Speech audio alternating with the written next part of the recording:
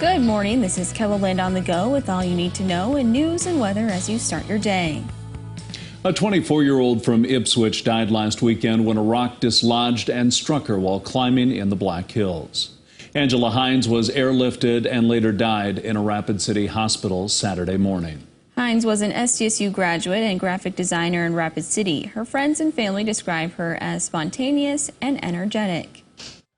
It was just in the moment kind of things with Angela that it's like nothing was happening outside of our world other than like the moment there with her. She truly knew what it was like to live. She lived such an amazing life, and she experienced life in a way that so many others will never be able to experience it, you know, and like she just lived an awesome life, and she touched so many lives, and like she's going to be felt moving forward. The tribute video you see here was created by one of Angela's friends. You can see it online attached to this story on KELOLAND.com. The man accused of robbing a bank in Sioux Falls made his first court appearance yesterday on a long list of charges. 22-year-old Sioux Mohammed faces 8 felony charges, including 3 counts of first-degree robbery and 3 counts of aggravated assault. Around 11 o'clock Tuesday morning, Mohammed allegedly robbed the Wells Fargo Bank on North Cliff Avenue. He had a backpack with him, kind of made some different comments inside the bank that he had a gun, and he made some comment about having a bomb. An employee triggered an alarm which set off a massive police response. Before he could get away, Mohammed was taken into custody without incident. According to court documents, Mohammed took between $100,000 and $500,000. He's being held in jail on a $250,000 bond, cash only. Violent crime is also on the rise in Rapid City, with 5 shootings under investigation in only 4 days. The police arrested 3 suspects in the shooting that killed 2 men along Surfwood Drive in North Rapid City. Chase Quickbear was arrested yesterday, while one suspect, Rochelle Janice, is still on the loose. Police say the deadly shooting may be linked to gang violence, so the suspect could be armed and dangerous. Now let's get a check of our weather with meteorologist Adam Rutt. Good morning, Adam. Good morning, Sarah, and good morning, everybody. We're talking about a pretty nice start to the day in many locations, with a few exceptions on the soggier side of things in north central South Dakota. Here's a view downtown. A look to the north by northeast. 63 at the airport, a northerly breeze at just 7 miles per hour, so a calm start to the day as well. 50s from Aberdeen to Ortonville to Watertown and Brookings. Also Custer at 50, 54 Pine Ridge. 10 warmer as you head into Valentine and Pierre, Spearfish, Buffalo, and Rapid City, along with Mitchell and Chamberlain, all sitting at 61. Winds, again, really not much of an issue today, 5 to 10 miles per hour out of the east or even north, the latter being observed to the eastern portions of the area. There is that rain north of Pierre, a couple of rumbles of thunder as well. That will move to the south and east, but we have several chances for rain on the way, some with better opportunities than others. And also depends on where you are in KELOLAND. Meteorologist Brian Karstens will have more on that in your extended forecast. Thank you, Adam. The Sioux Falls School District and many other area schools will head back to the classroom today, bringing more than 30,000 students and staff back to school. In the coming weeks, the Sioux Falls Police Department traffic section and school resource officers will focus on school zone speed enforcement both before and after school. In marked school zones, speed limits are reduced to 15 miles per hour. Police are reminding people to pay attention to school buses and stop for flashing red lights and extended stop sign arms.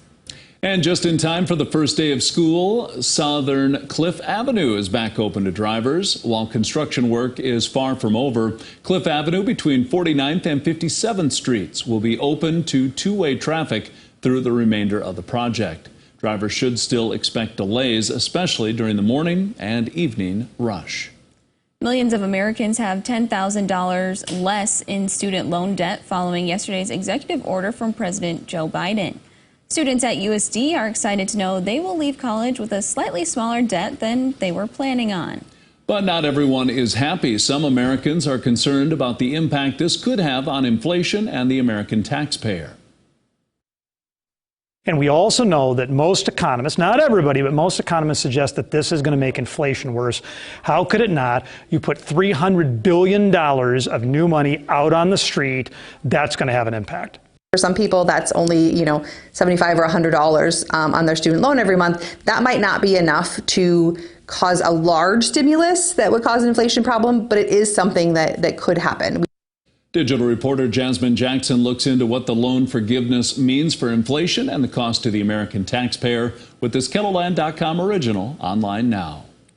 The city of Bruce has a colorful new addition to its downtown. The honey industry is thriving in the city, making it one of the largest producers in the nation. Now the local honey farm has given back to the community by adding a bee mural to one of the town's old downtown buildings.